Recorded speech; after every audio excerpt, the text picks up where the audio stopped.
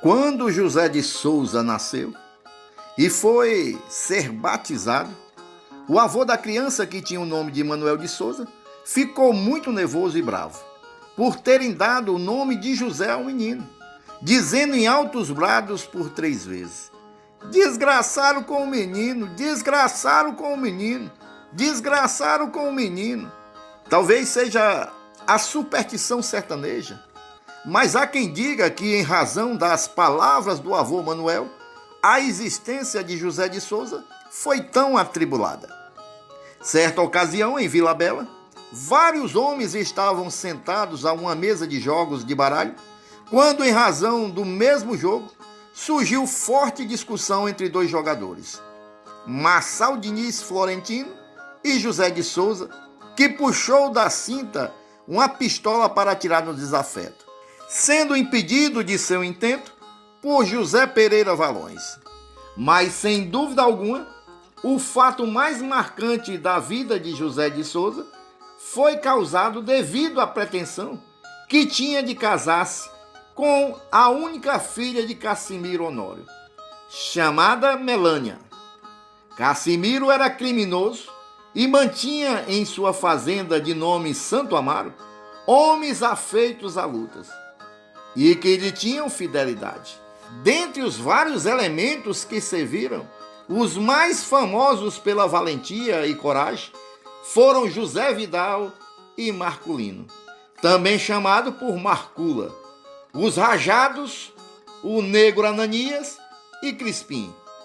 Até versos esses homens inspiraram, como os a seguir: se Cassimiro soubesse, Marculino e Vidal largavam as espingardas, cuidavam de trabalhar, que a vida do cangaceiro futuro ao homem não dá. O pedido de permissão para o namoro, noivado e casamento foi negado pelo pai da moça. Achava Cassimiro Honório que José de Souza era cabra e que não queria, por racismo preconceituoso, em sua família branca entrasse uma gota de sangue mestiço ou negro. Ao mesmo tempo, sabia que José de Souza era homem muito mulherengo. Desses elementos viciados a frequentar as pontas de rua, lugar onde moravam as meretrizes das vilas e povoados. Além do mais, era também afeito ao jogo de baralho e nas festas e casamentos gostava de cantar melodias ao som do violão. Não perdia baile, onde sempre era encontrado dançando e bebendo, e por esse motivo, Cassimiro Honório achava que se José de Souza casasse com sua filha Melânia, ela iria morrer antes do tempo, com o coração queimado de ciúmes. Ao receber a resposta negativa, José de Souza pensou logo em fazer o que era comum naqueles tempos e no interior: roubar a moça da casa dos pais. Mas o que importa é que Melânia e José de Souza conseguiram se comunicar, não se sabe como, e marcaram o dia em que a moça seria roubada da casa da fazenda Santo Amaro, onde era mantida sob severa vigilância dos homens armados que faziam parte do grupo de Cassimiro Honório. A casa dessa fazenda, como tantas outras edificadas nos sertões, possuía um sótão onde Cassimiro e sua esposa costumavam dormir. Certa noite, Melânia disse: papai, hoje eu quero dormir com o senhor e a mamãe no sótão. Ele respondeu: está bem, minha filha. Sabendo que a moça estava dormindo com os pais no sótão, os cabras que estavam de vigília relaxaram e acabaram dormindo também.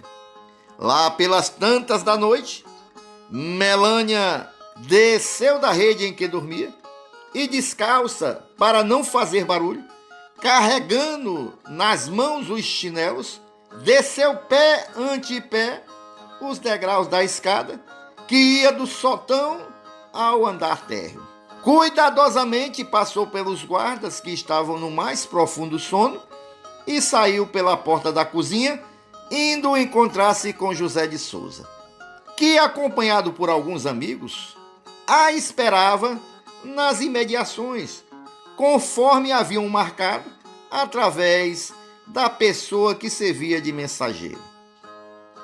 Como era de hábito nesses acontecimentos, o rapaz, quando ia roubar uma moça, fazia-se acompanhar de vários amigos para evitar qualquer afronta à honra da donzela raptada.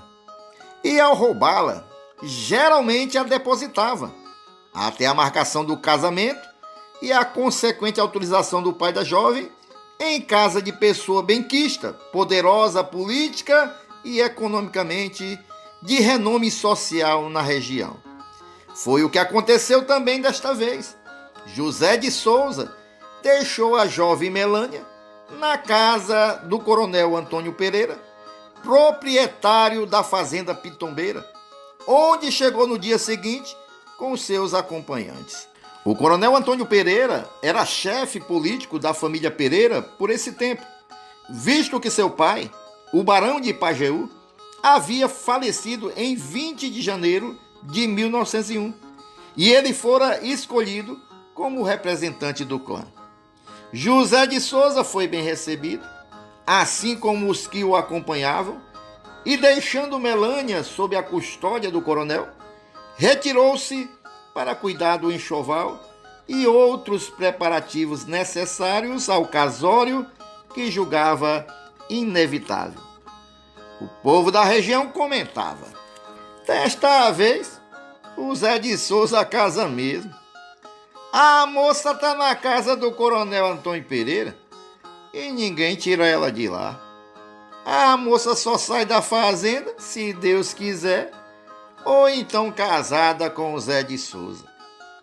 No alvorecer do dia seguinte ao rapto de Melânia, a esposa de Cassimiro Honório, ao perceber a ausência da filha, abriu a boca no maior berreiro, chorando como se a filha tivesse morrido. Cassimiro Honório começou a pensar em uma maneira de evitar o casamento que não desejava e de trazer a filha de volta ao lar. Em primeiro lugar, não foi nada difícil de descobrir onde estava Melânia.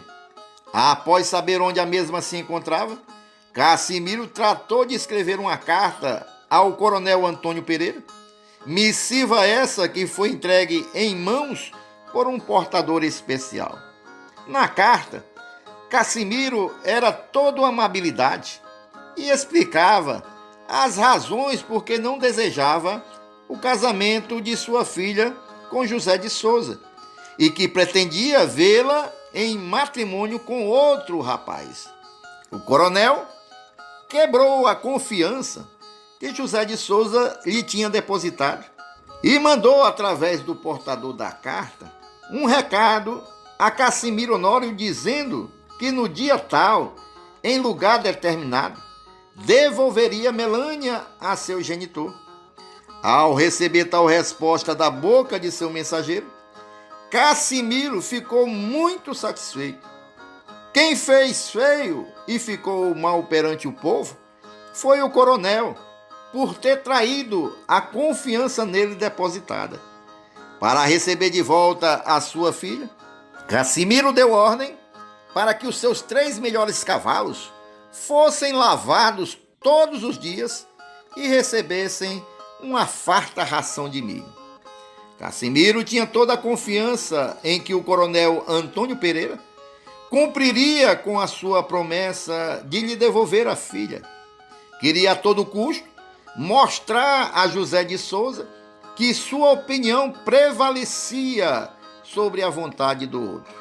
Fazendo-se acompanhar por 3 elementos de renome nas lutas de então, José Vidal, Antônio Pereira e Marculino, o conhecido Marcula, Cassimiro saiu da fazenda em direção ao ponto combinado para receber sua filha.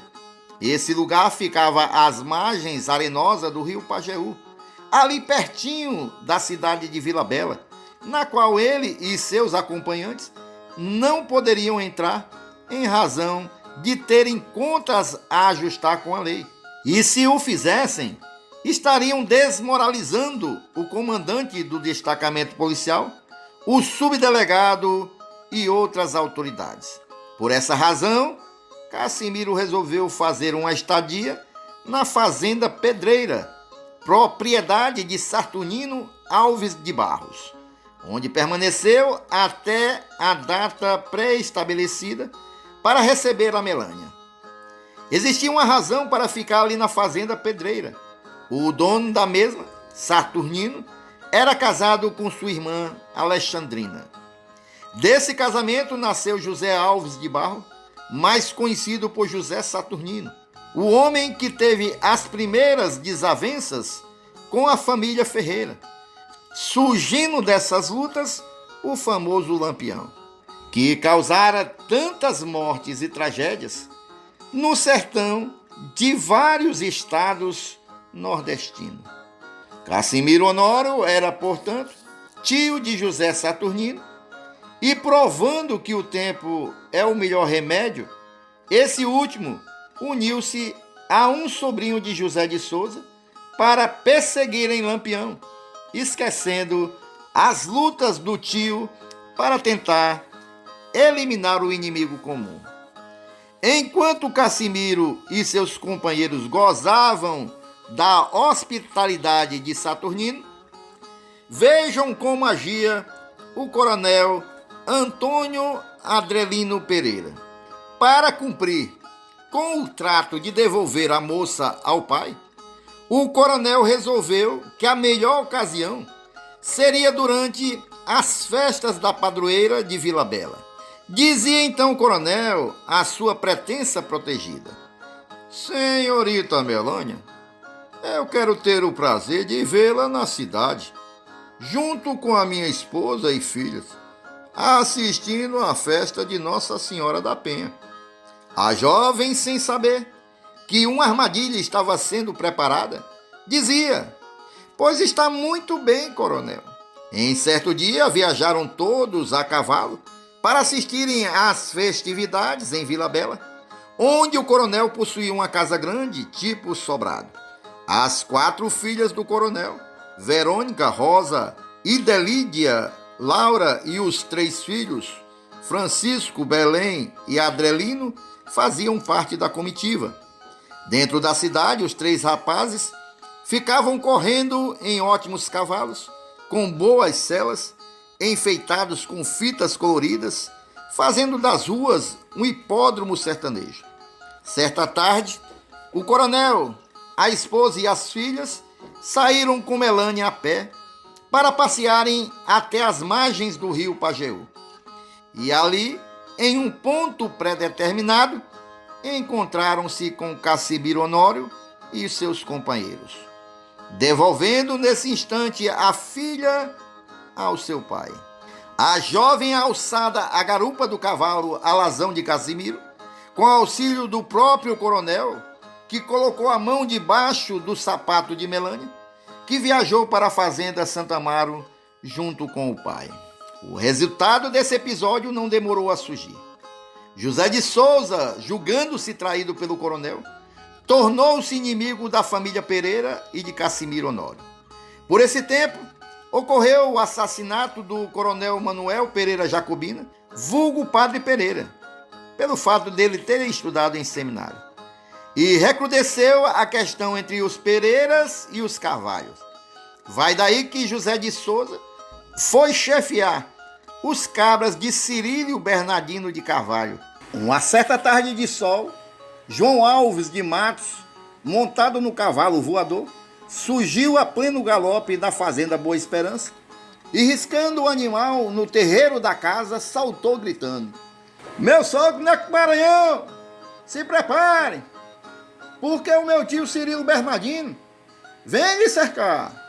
Ali na casa já estavam há dias alguns parentes do proprietário, entre eles Manuel Pereira Valões, vulgo Neco Valões, os irmãos Joaquim Lacerda e Francisco Lacerda. Estavam esses e outros homens armados e preparados para a luta que se avizinhava com toda certeza. Um numeroso grupo saiu de armas na mão para enfrentar os inimigos que vinham atacar. Seguiam sob as ordens de Benedito Maranhão. Ao chegarem em certo local, encontraram os rastros do inimigo e Neco Maranhão perguntou a seu cunhado Benedito: quem é que vai chefiando os cabras de Cirilo Bernardino? E ele respondeu: é o Zé de Souza, do Riacho do Navio. Ao ouvir a resposta, Neco argumentou: isso é uma cobra feroz. Vamos voltar e guarnecer a casa da Boa Esperança. Vamos voltar. Benedito Maranhão ficou zangado e disse: eu vim aqui foi brigar. Tomou a frente do grupo e partiu acelerado. Mas não chegaram a caminhar muito, porque quando José de Souza percebeu que havia gente na sua pista, resolveu ocultar seus cabras em uns serrotes de pedras baixas que existiam ali na caatinga. Ficaram aguardando a chegada dos perseguidores. Minutos depois, a gente de Benedito Maranhão começou a assaltar uma cerca de vara que havia ali e foram recebidos a bala. O primeiro a ser baleado foi o Chico Maranhão, que tombou no chão logo morrendo. Ao lado dessa primeira vítima, caiu atingido por balas que vararam seus pulmões, o Chico Lacerda, que faleceu pondo sangue pela boca. O tiroteio foi prolongado. Com a sua cabroeira bem escondida atrás das pedras, Zé de Souza mandava bala no pessoal dos Pereiras, que mal se ocultava na caatinga. Joaquim Lacerda dizia: eu morro, mas não corro. Não vou deixar meu irmão morto para ser sangrado. Zé de Souza lutou até o momento que lhe foi conveniente e depois deu ordem de retirada. Seus cabras não sofreram um mais leve arranhão de bala. Saíram todos incólumes. Os dois mortos da parte dos Pereiras foram enterrados no cemitério da Vila de São Francisco. Depois desse encontro sangrento, resolveu José de Souza, à frente dos cabras das famílias Carvalhos e Nogueira, cercarem o coronel Né Pereira em São Francisco. Os Carvalhos enviaram muitos homens para ficarem sob as ordens de Zé de Souza. Da fazenda Lagamar, Cirilo enviou mais de 30 cabras armados. Do sítio Santo André, Antônio Clementino de Carvalho enviou gente armada com rifles. De mais umas 8 propriedades, saíram grupos de combatentes. Afirmam que o total chegou a mais de 300 homens. O coronel Antônio Alves da Fonseca Barros, proprietário da fazenda Barra do Exu, assumiu a organização geral do grupo atacante. Porém, não participou do combate. Ficou em sua casa-fazenda. O cerco da Vila São Francisco foi iniciado numa manhã de terça-feira, no dia 29 de março de 1908.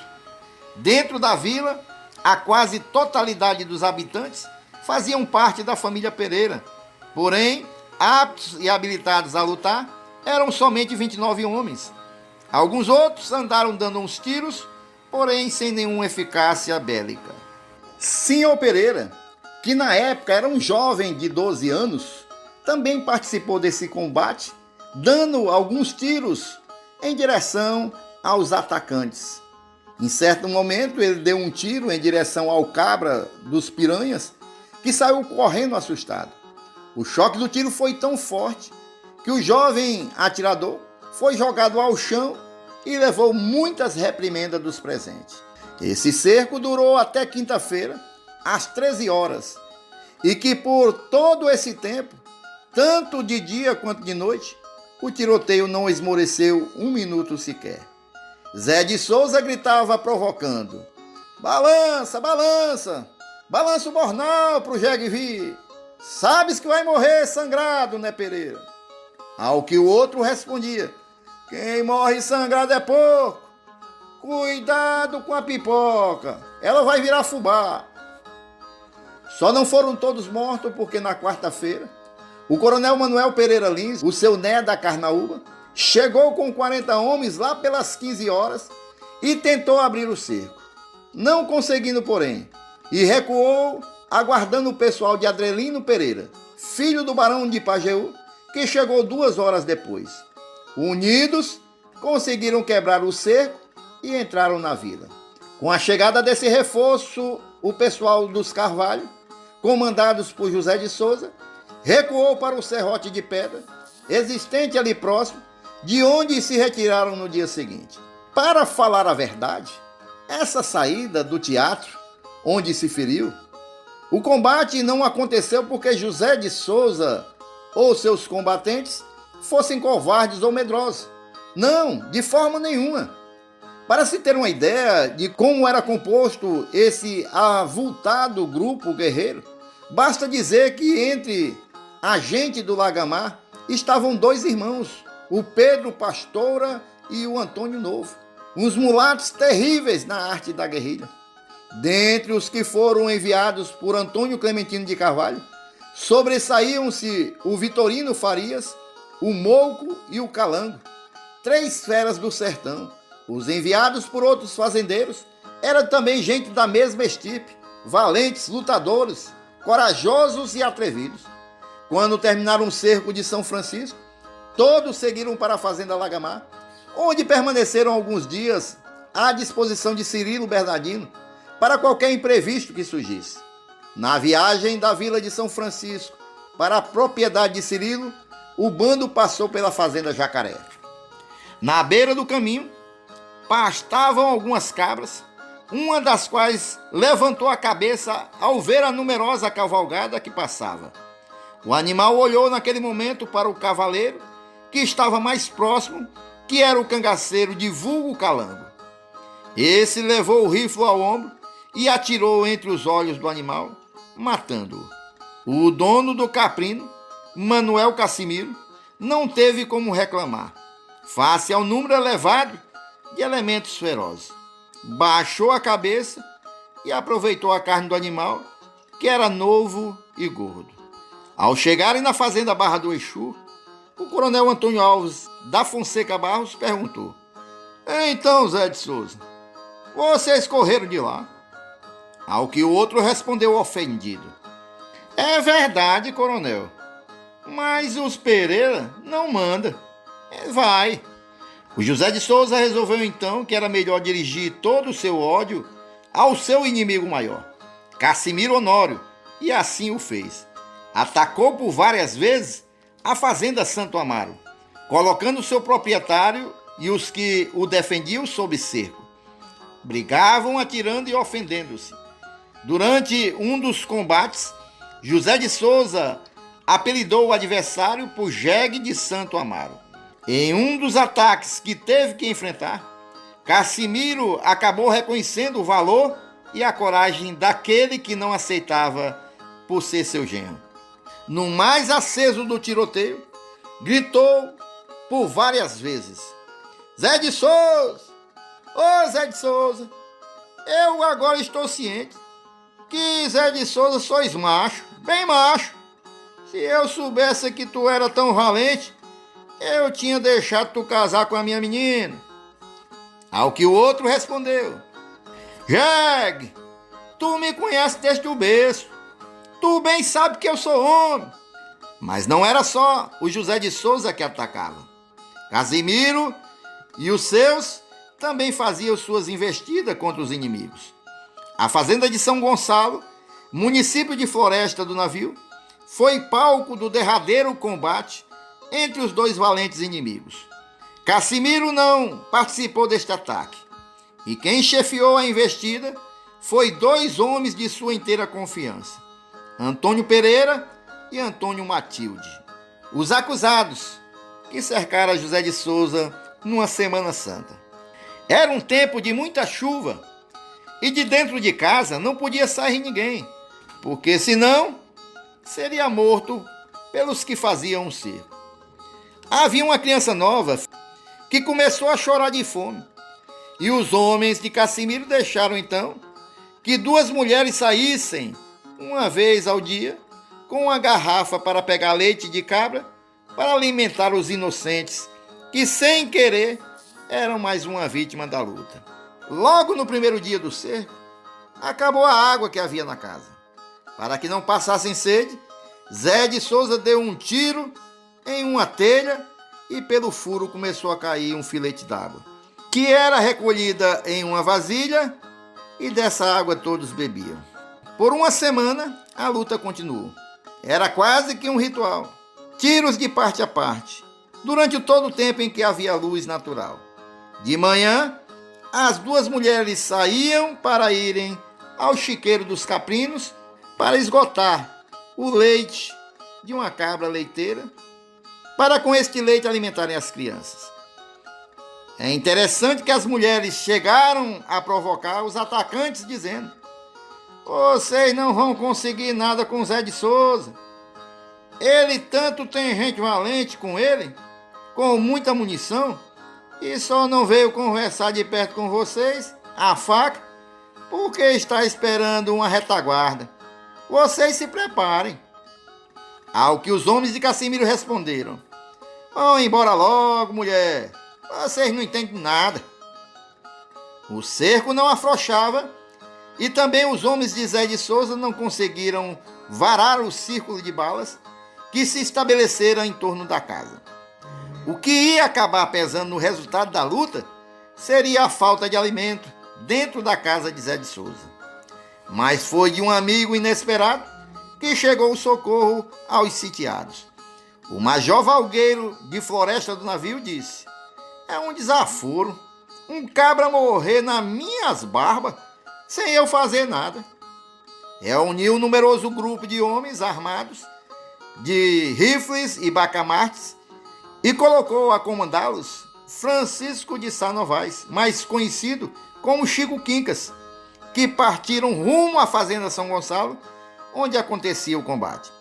Quando essa cabroeira chegou próximo ao palco da luta, foi avistada de longe pela gente de Cassimiro Honório, que abandonou o cerco sem oferecer qualquer resistência.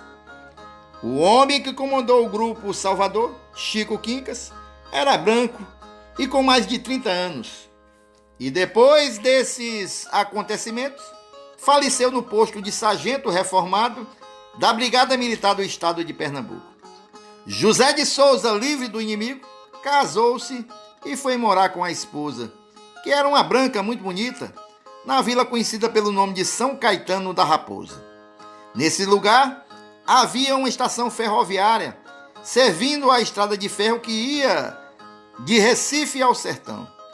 Certa ocasião, nos últimos meses de 1920, Manuel Pereira Valões estava viajando de Arco Verde para Caruaru, quando próximo de Pesqueira, dentro do vagão, aproximou-se Zé de Souza e disse-lhe: Neco Valões, você por aqui?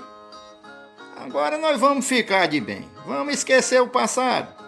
É bom lembrarmos que antes de José de Souza roubar a jovem Melânia e depositá-la na fazenda Pitombeira, ele era bem recebido e muito bem tratado pela família Pereira.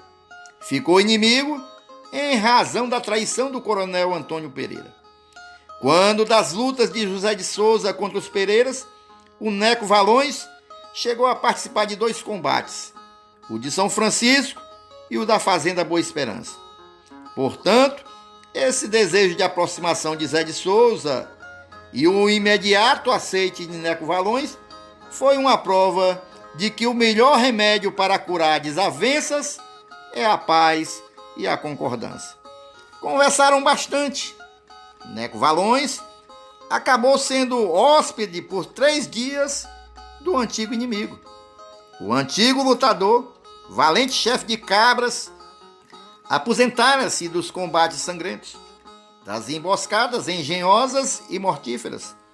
Abandonara para sempre a vida do rifle, mas seu nome ainda impunha respeito, mormente quanto à questão de honra. Qualquer moça de sua família que tivesse a infelicidade de ceder às promessas de um sedutor, podia ter a certeza que quando Zé de Souza tivesse conhecimento do acontecido, o mal seria reparado e o casório realizado, por bem ou por mal. Querendo ou não querendo o noivo, casavam ou morriam.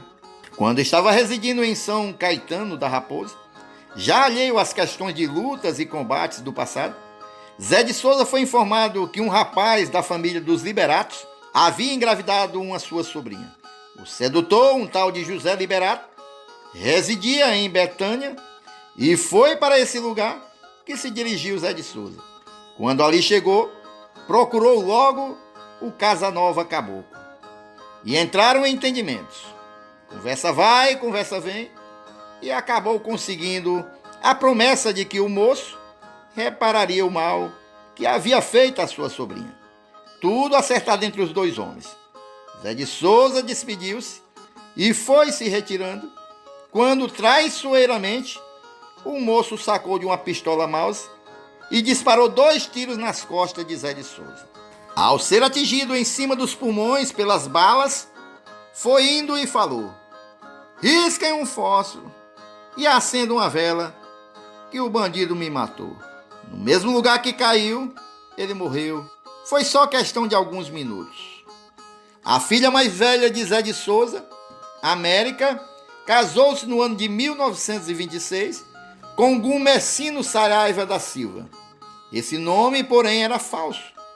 O nome verdadeiro do rapaz era Gumecindo Pereira Nunes, filho de Dona Joaquina Pereira Nunes, sendo, portanto, um Pereira por parte de mãe.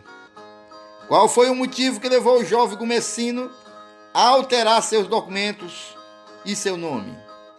É que nesse tempo, a família Pereira estava politicamente por baixo, fora do poder, e os elementos que tinham o sobrenome Pereira eram perseguidos. Como foi aberta uma lista em Serra Talhada para a admissão de homens que quisessem entrar na força pública pernambucana, com o fim de perseguirem cangaceiros, o jovem Gumecino usou desse artifício para ser admitido. Logo alcançou o posto de cabo e ficou trabalhando na volante chefiada por Manuel Neto. Participou do célebre Fogo da Maranduba, onde foi ferido em uma perna, em razão do que recebeu a promoção de sargento. Ao ir para a reforma, galgou o posto de tenente.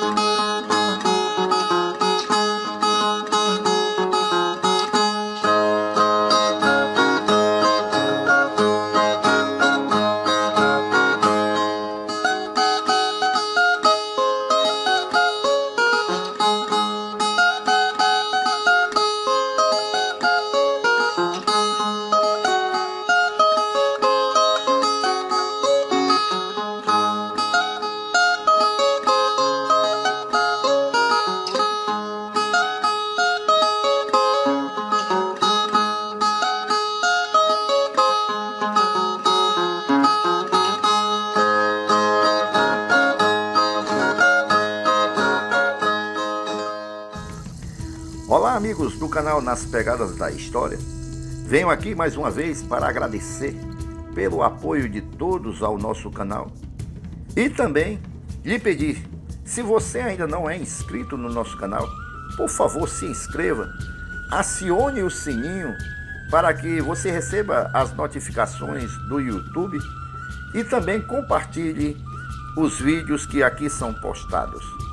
E se você puder contribuir com o nosso canal, clica aí logo abaixo do vídeo no Valeu e você pode contribuir da maneira que você puder. Quero lembrar ainda a todos, nós estamos divulgando aqui embaixo na descrição do vídeo ótimas dicas de livros com a história do cangaço. A maioria das histórias que são contadas aqui são tiradas destes livros, tá bom? Dá uma olhada, dá uma conferida e nos ajude a mantermos este canal. Muito obrigado a todos e continue conosco no canal Nas Pegadas da História.